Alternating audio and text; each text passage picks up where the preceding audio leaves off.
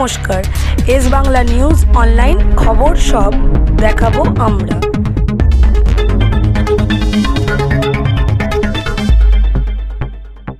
ঘূর্ণিঝড় রেমালের প্রভাবে হুগলির দিকে দিকে দেখা গেল মুষলধারে বৃষ্টি। সেই রকম হুগলি শ্রীরামপুরেও মাঝরাত থেকেই দেখা গেল মুষলধারে বৃষ্টি, তার সাথে ঝড়ো হাওয়া। এর ফলে সোমবার রাস্তায় জলমগ্ন দেখা গেল। শ্রীরামপুরে প্রভাসনগর স্টেশনের নিচে ঝিলবাগান নেতাজি মোড়ের নিকটে কাটাপোল চত্বরে রাম মন্দির সংলগ্ন এলাকার মাঠ ঘাট রাস্তায় স্টেশনের সাবওয়ে সব জায়গাতেই জলমগ্ন দেখা গেল।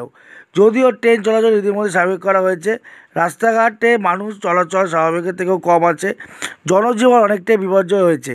যদিও আশা করা হচ্ছে বিকেলের দিকে বৃষ্টি কমে গেলেও জনজীবন স্বাভাবিক হবে এবং এই জল নেমে যাবে।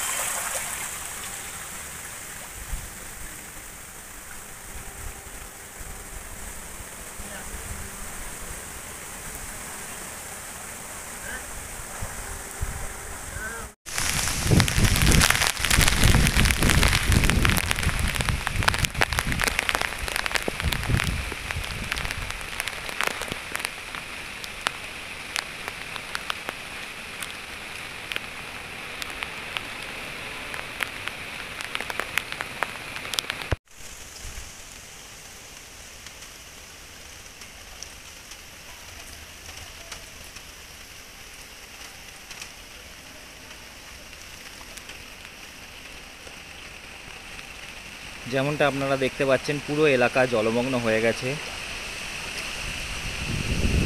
এর পাশাপাশি হালকা থেকে মাঝারি ঝোড়ো হাওয়া চলছে এবং সঙ্গে বৃষ্টিও চলছে।